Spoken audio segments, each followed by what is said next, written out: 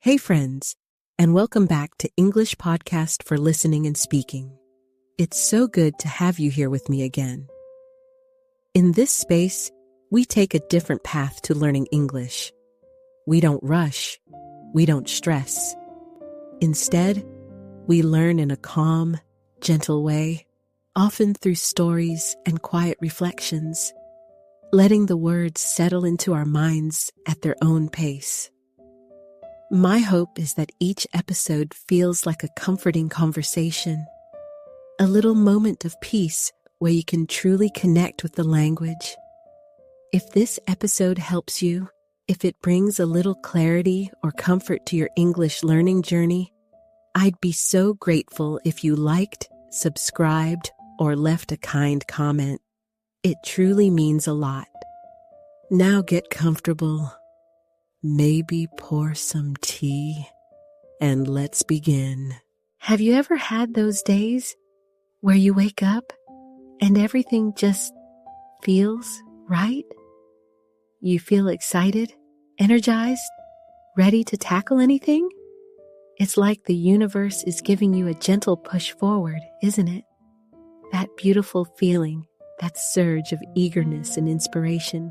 That's what we often call motivation. It's a wonderful spark, a bright light that appears and makes you think, yes, I can do this.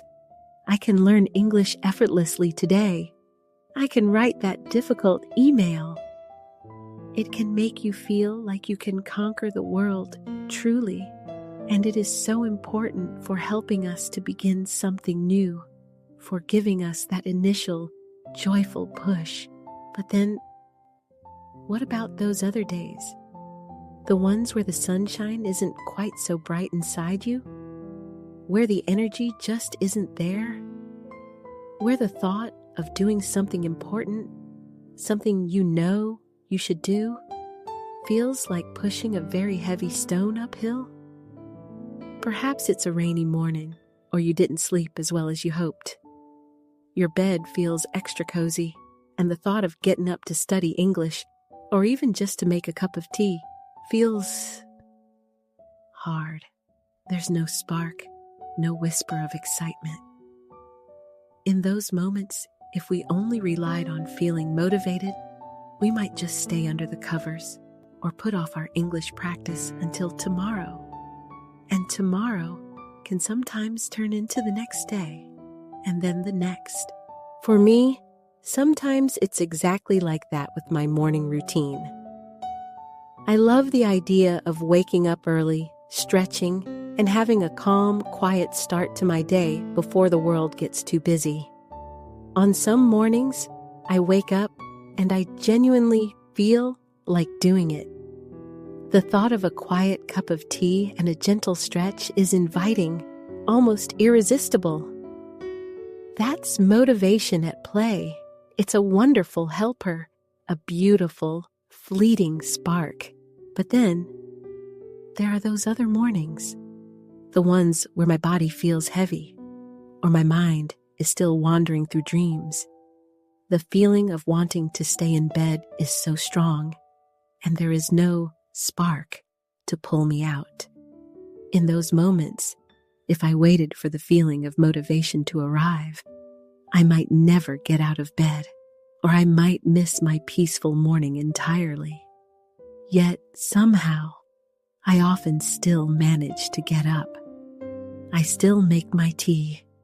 I still have my quiet moments. And this brings us to the quiet, powerful truth we'll explore today.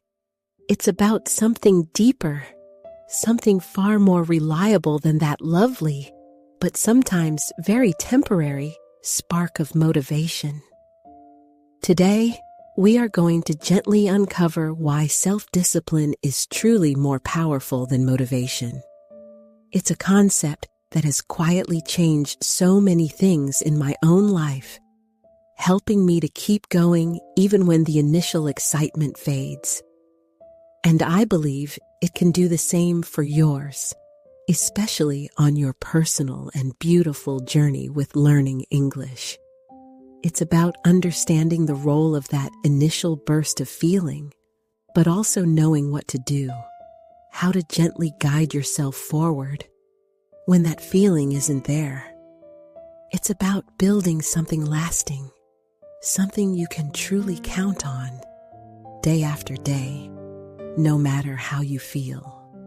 So, let's dive into this gentle exploration together.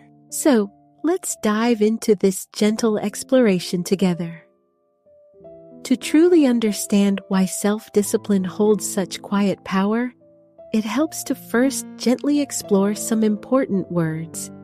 These are words we hear often, but perhaps we haven't always felt their full meaning. Let's start with that wonderful feeling we talked about earlier: motivation. Can you say that word slowly with me? Motivation. Motivation. Now think of motivation as a beautiful, warm burst of energy. It's that feeling inside you, that desire or excitement that makes you want to do something. It comes from inspiration, from seeing someone achieve their dreams, or from reading a wonderful book. For example, maybe you watch a powerful video about learning new languages, and suddenly, you feel a strong desire to study English for hours. You feel energized, full of hope, and you think, yes, I am going to master this language. That powerful push, that emotional spark, is motivation. It's often linked to how you feel in that moment. It's like the sun coming out suddenly and making you want to go for a walk. Now, let's think about its quiet cousin, self-discipline. This word is a little longer. Let's try it slowly together. Self-discipline. Self-discipline. Self-discipline is different from motivation. It's not a sudden burst of feeling. Instead, it's the quiet, steady ability to make yourself do things, even when you don't feel like doing them. Imagine it as an inner strength, a quiet promise you make to yourself. It's choosing to study English for 10 minutes, even when you are tired, or when there are so many other things you'd rather do. It's like choosing to walk in the rain because you know it's good for you, even if the sunshine isn't there to invite you. Self-discipline is about your actions, your choices, not just your feelings. Now, let's consider another important word: temporary. Can you say it with me slowly? Temporary. Temporary. When something is temporary, it means it only lasts for a short time. It is not permanent. Think of a beautiful rainbow after the rain. It's breathtaking, but it doesn't stay in the sky forever, does it? Motivation is often temporary. That initial burst of excitement you feel might be strong, but it can fade away, just like the rainbow. You might feel super motivated to study English for 3 hours today, but that feeling might not be there tomorrow or the day after. It comes and it goes. It's beautiful while it lasts, but we cannot rely on it to be there every single moment. This leads us to the word consistent. Let's try that one slowly. Consistent. Consistent. To be consistent means to do something regularly in the same way over a period of time. It's about being steady and reliable. If you study English for just 10 minutes every single day without missing a day, you are being consistent. It's not about the big, sudden efforts, but about the small, regular ones. Think of a tiny stream of water that flows every day. It might not be a powerful river, but over time, that consistent flow can carve out a deep valley. Consistency, built by self-discipline, is what truly builds progress in the long run. It means showing up again and again, even when it feels small. Now, let's look at a word that many of us know too well, and it's perfectly okay if you do. This word is procrastination. Let's try it together slowly. Procrastination. Procrastination. Procrastination is what happens when we delay or put off doing something important, especially when we don't feel motivated. It's like saying, "Oh, I'll do it later," or "I'll start tomorrow." And then tomorrow comes, and you say it again. Imagine you have a task to do, like writing an email in English. If you keep finding reasons not to do it, if you scroll on your phone instead, or decide to clean your entire house just to avoid that email, that's procrastination. It often comes when our temporary motivation has disappeared, and we haven't yet learned to rely on self-discipline. It can feel like a heavy cloud of unfinished tasks hanging over your head. Finally, a beautiful word that shows the power of consistency. Habit. Can you say that with me? Habit. Habit. A habit is something you do regularly, almost without thinking. It's a routine that becomes a part of your daily life. When you consistently use self-discipline to do something, over time, it becomes a habit. For example, if you consistently wake up and study English for 10 minutes every morning, soon it will feel natural, almost automatic. You won't need to think about it. Your mind and body will just do it. It's like a path you walk every day. Eventually, it becomes clear and easy to follow. Habits are the quiet foundations of long-term progress, built brick by brick through consistent self-discipline. Now, as we gently continue our journey, let's think about how we talk about these ideas, motivation and self-discipline, when we look back at our own experiences. English has some beautiful ways to help us describe what was happening and what did happen in the past. This helps us share our stories and really understand our own progress and decisions. So, let's explore two very useful grammar patterns today: the past simple and the past continuous. Don't worry, we'll explore them softly, like walking through a quiet garden and noticing the different flowers, each with its own quiet beauty. First, let's gently touch upon the past simple. This is the grammar pattern we use to describe actions that were completed at a specific point or period in the past. Think of it as a clear snapshot, a single moment captured, or a finished event. It tells us precisely what did happen, bringing a sense of closure to the action. For example, remember how we talked about motivation being temporary? You might say something like this: "Yesterday, I felt incredibly motivated to clean my entire house." I felt incredibly motivated. This phrase tells us about a feeling that began and ended yesterday. It's a specific, completed feeling, a single event in your emotional landscape. Or, if we talk about an action you took, a specific step you completed. Last week, I started a new exercise routine. I started a new exercise routine. This is a distinct, single action, finished last week. It doesn't tell us if you continued it or how long it lasted, just that you began it, a finished act. It's a point in time. Consider another example, perhaps where you acted with self-discipline, even when the feeling wasn't there. Even though I was tired, I practiced my English for 10 minutes last night. I practiced my English. This is a clear, completed action in the past. It's a definite choice you made and a specific task you finished.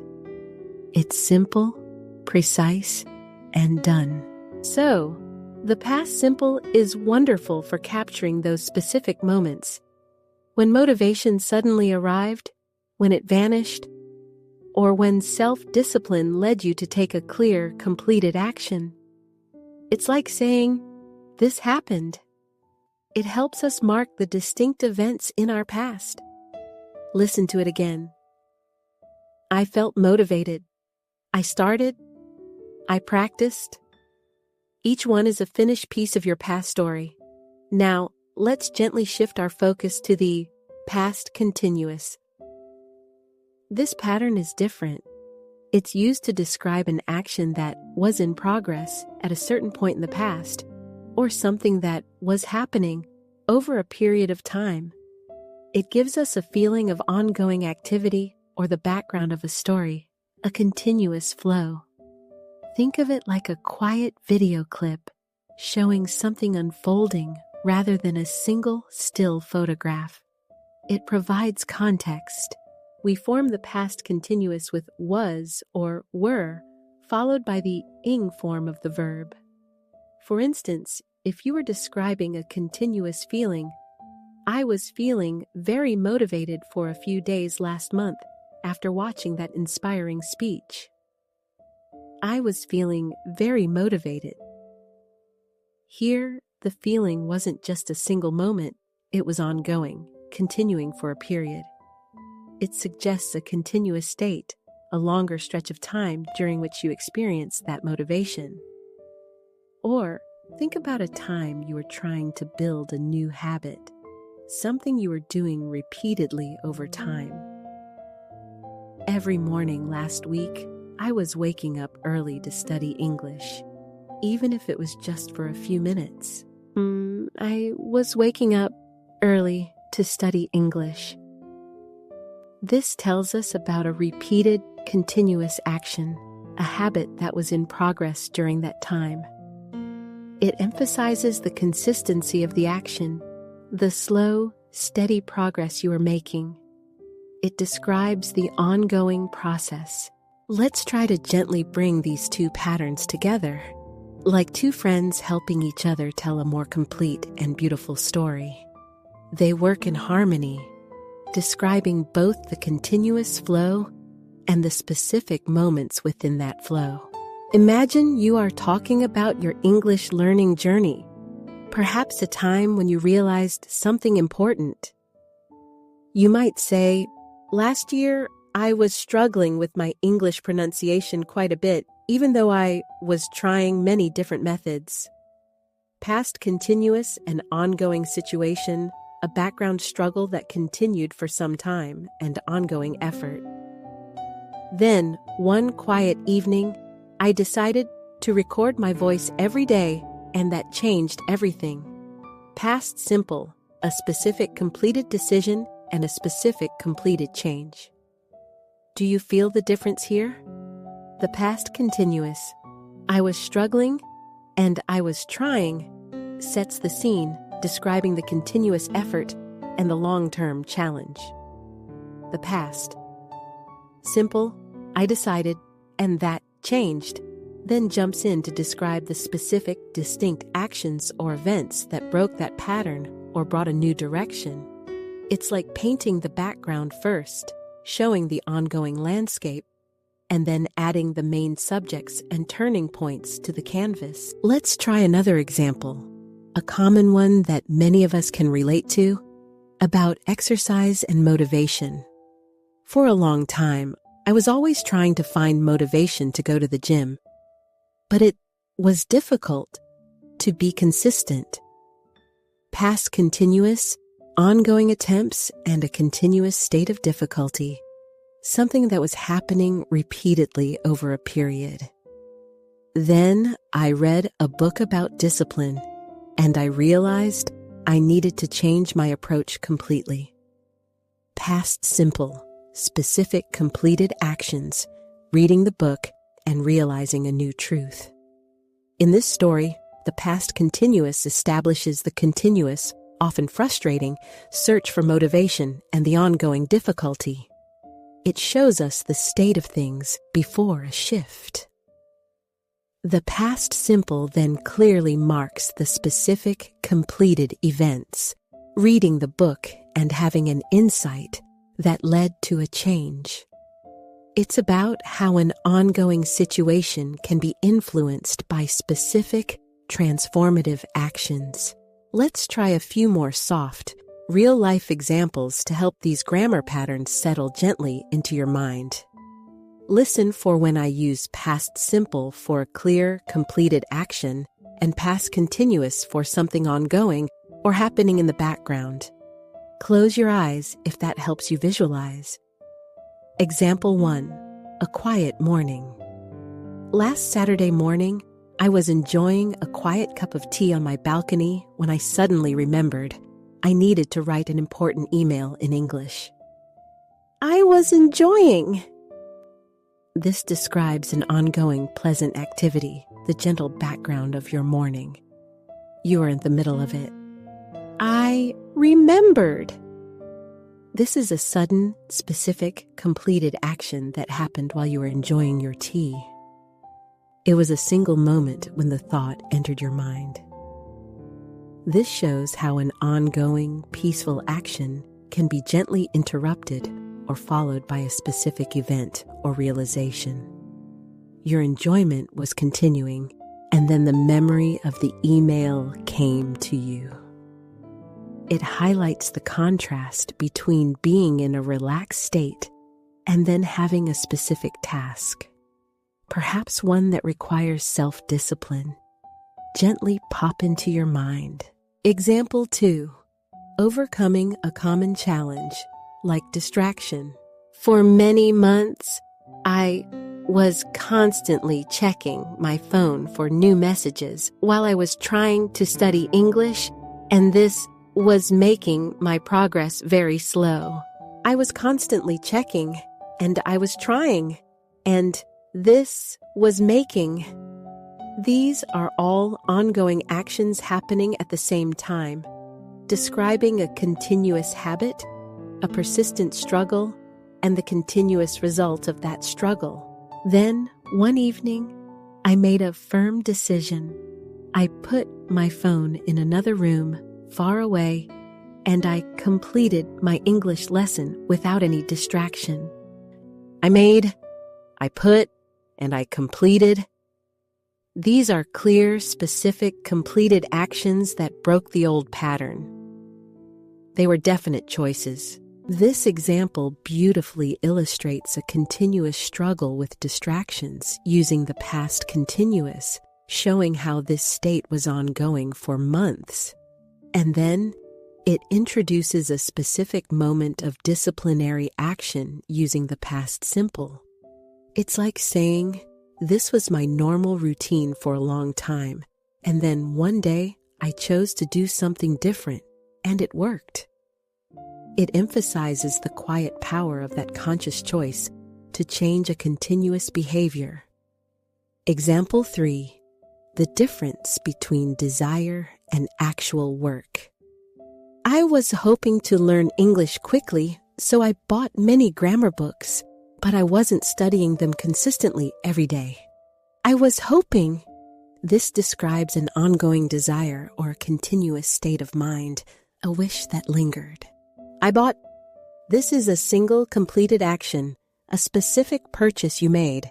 I wasn't studying. This describes an ongoing lack of action, a continuous state of inconsistency, something you weren't doing regularly over a period. This sentence beautifully shows how a continuous wish or hope, past continuous, can be present, and a specific action, past simple, can be taken. Yet an ongoing lack of discipline, past continuous, can prevent true progress.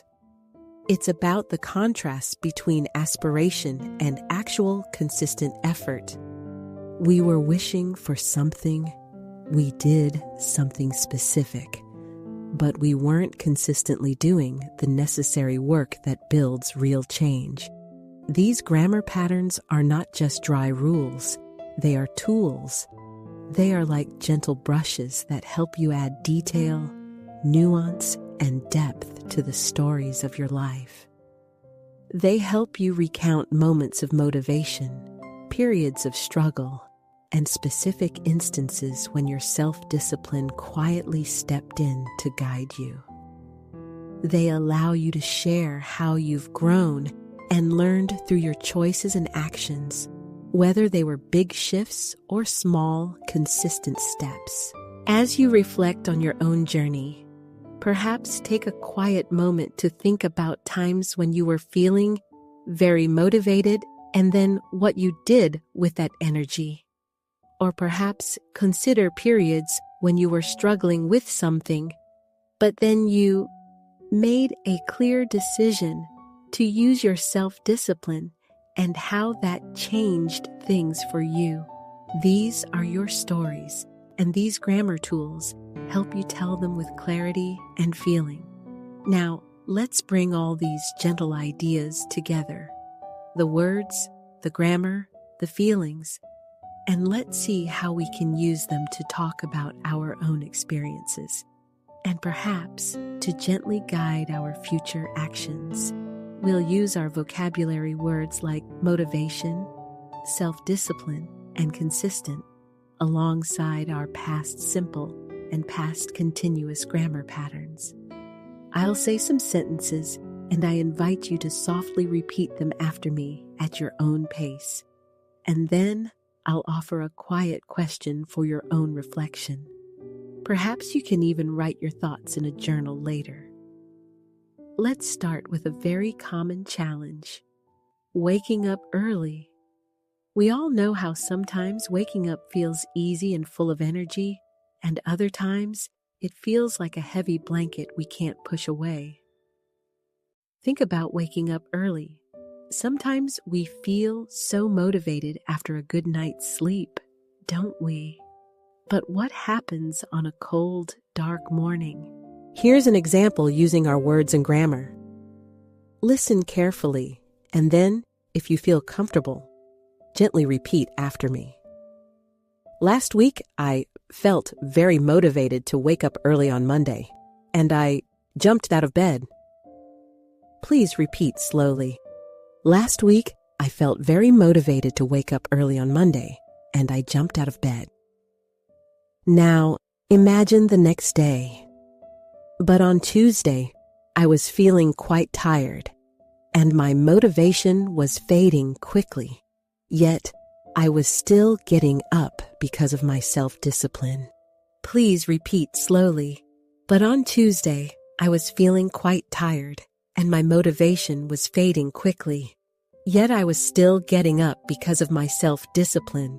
Now, for your own quiet reflection, can you recall a time when you were struggling to wake up, but you chose discipline over your feelings?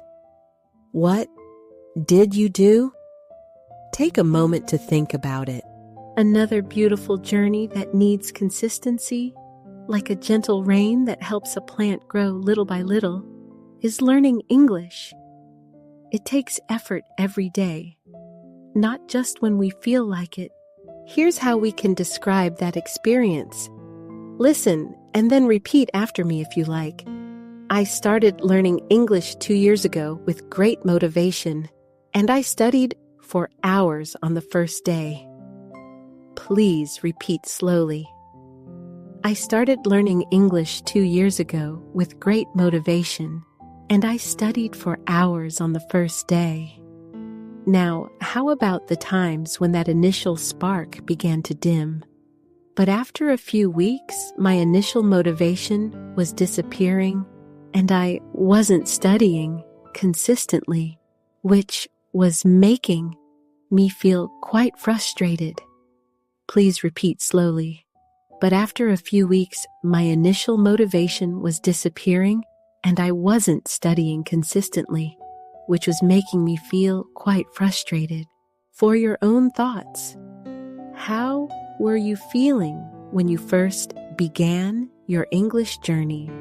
And what do you do now to stay consistent, even when motivation isn't there? Just whisper your thoughts to yourself. Let's move to a common challenge we all face: distractions. They can feel like little whispers pulling us away from our goals, can't they? Self-discipline helps us gently say no to them. Here's an example about focusing. Last night, I was trying to focus on my English lesson, but my phone was constantly buzzing with notifications, and I was feeling pulled to check them. Please repeat slowly. Last night, I was trying to focus on my English lesson, but my phone was constantly buzzing with notifications, and I was feeling pulled to check them. Now, listen to how discipline can change that situation. However, I remembered my goal, and I chose self-discipline. I put my phone in another room, and I completed my lesson without interruption. Please repeat slowly. However, I remembered my goal, and I chose self-discipline. I put my phone in another room, and I completed my lesson without interruption. Now, for your own reflection, think of a time when you were distracted from something important. What was happening? And what action did you take to bring yourself back? These little stories are your own. The more you practice telling them, the stronger your English becomes, and the clearer your understanding of your own beautiful journey. Remember, self-discipline is like a gentle muscle. It grows stronger with every little effort.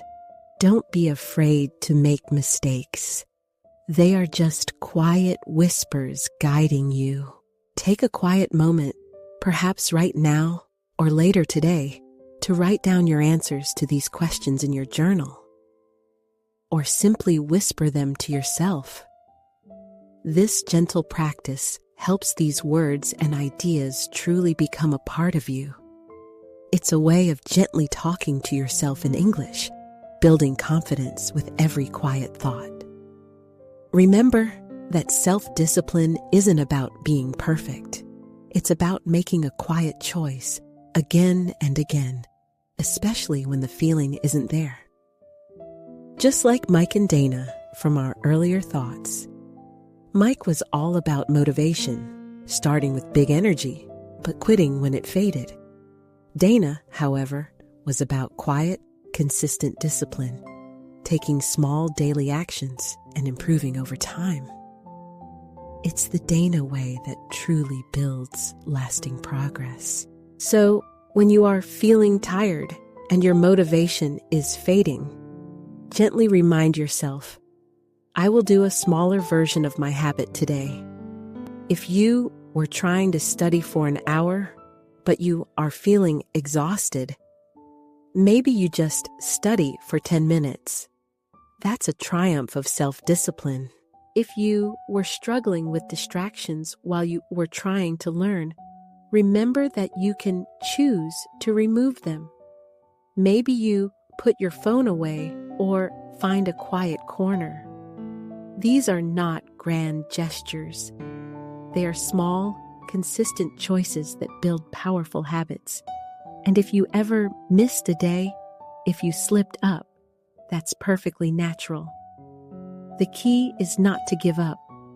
Forgive yourself gently and simply start again the next day. The past, simple marks that completed slip up, and then you start a new disciplined action. It's not about being perfect. It's about being consistent over time. It's about how you were feeling versus what you did. By gently practicing these scenarios in your mind and perhaps in your journal, you are not just learning English words and grammar. You are also gently building your own self-discipline, one quiet thought and one consistent action at a time. As we gently bring our time together to a close today, I hope you can feel how deeply connected self-discipline is to our long-term dreams, especially for something as beautiful and enduring as learning English. Remember our quiet thought. Motivation starts the journey, but self-discipline keeps you moving, keeps you walking forward step by gentle step. It's not always about feeling excited or energetic.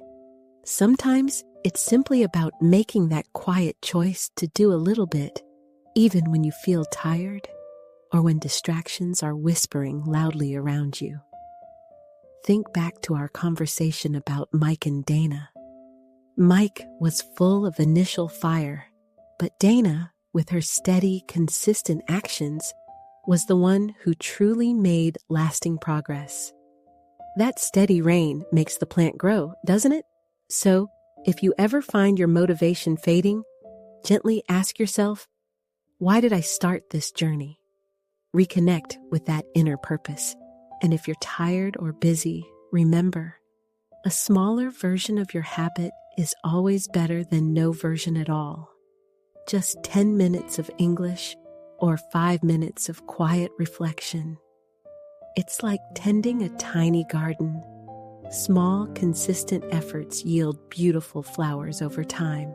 And please, be kind to yourself. If you miss a day, if you stumble, it's not a failure. It's just a moment to gently forgive yourself and choose to begin again, right there in the very next moment. Every choice to keep going, every small, consistent action builds that discipline muscle inside you. It makes you stronger, not just in English, but in everything you wish to achieve. Thank you so much for spending this quiet time with me today, for listening, and for reflecting. I truly hope these thoughts have offered you a gentle perspective on the quiet power of self-discipline. If this episode has helped you feel a little more confident, a little more inspired in your English learning journey, I would be so grateful if you shared it with someone else who is also learning. Your gentle support helps our little community grow. Until next time, please take good care of yourself. Keep learning, keep exploring, and keep believing in the quiet strength within you.